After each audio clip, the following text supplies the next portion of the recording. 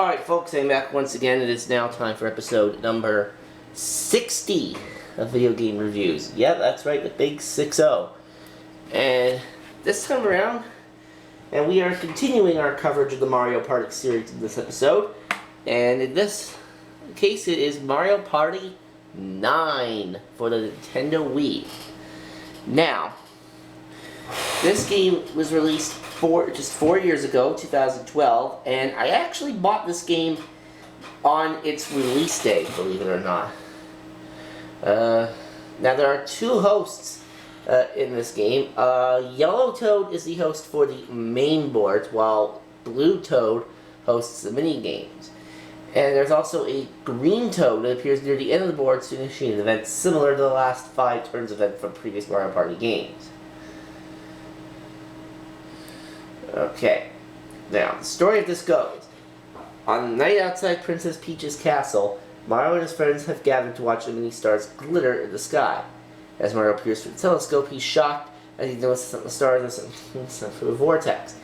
It's then revealed that Bowser and Bowser Jr. are on a spacecraft and they're using a vacuum light to shoot the stars out of the sky in containers.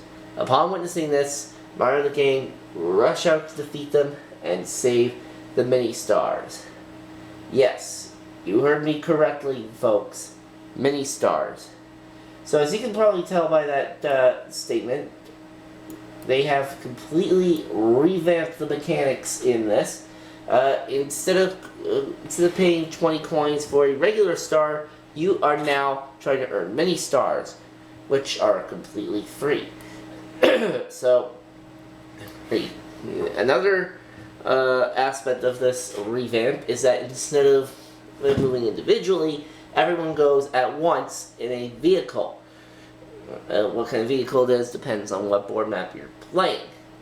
You still take turns rolling the dice like usual, but however, you go from a start point to an end point.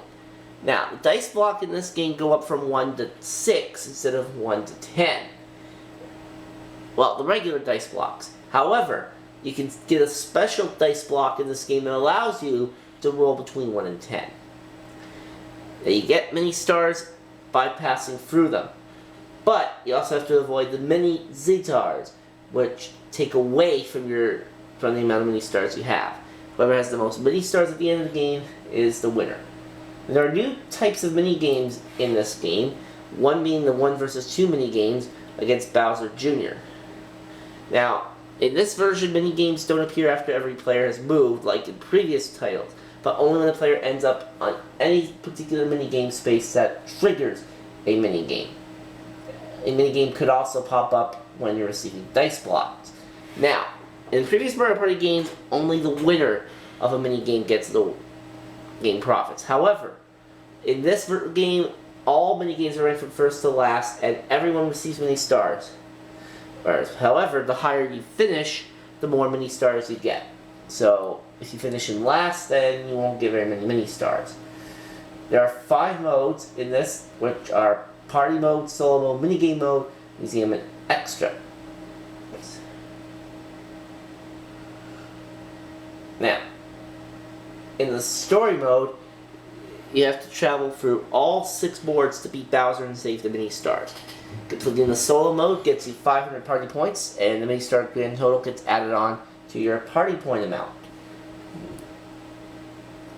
Now we have 12 playable characters in this. There's 10 of which are unlocked at the beginning. There's of course Mario, Luigi, Peach, Daisy, and Yoshi. Wario is in this as well, along with Waluigi. Birdo is here, along with Toad. Koopa is a newcomer to the Mario Party series as a playable character. Shy Guy and Magic Koopa have to be unlocked via the solo mode. Now, we have 7 boards here. There is Toad Road, which is the first board, and it's an easy stage that offers little to no gimmicks. Then you have the Bomb-Bomb Factory, where you move around a room full of conveyor belts. And if the captain lands on the event space, the belts move the group of stars around. And ball mobs will appear on occasion to intrude the game. Next, we have Boo's Horror Castle, in which you go through a big castle haunted by Boo. After a captain passes through Boo Portrait, Boo comes out of it. If the captain is caught by a Boo, then that Boo takes away half of the mini stars. Now, the Boos will follow you until you leave the current hallway or enter an alternate room with lights. And before you can face the boss, the captain has to roll a higher number than the specified number on the game. Then, up next, after that is Blooper Beach, where you travel along an ocean to reach the end of the goal. Then you have Magma Mine, which takes place in an active volcano, and you have to travel up and out of the vent. Next, you have Bowser Station, in which Bowser Jr. and Bowser are the stage's mid-boss and main boss, as you would expect. Now, there is a jackpot machine on this board, which will increase the mini stars if a captain lands on a jackpot space. If the jackpot machine has 20 mini stars or more, a jackpot mini game will commence, with the total prize being the mini stars in the machine.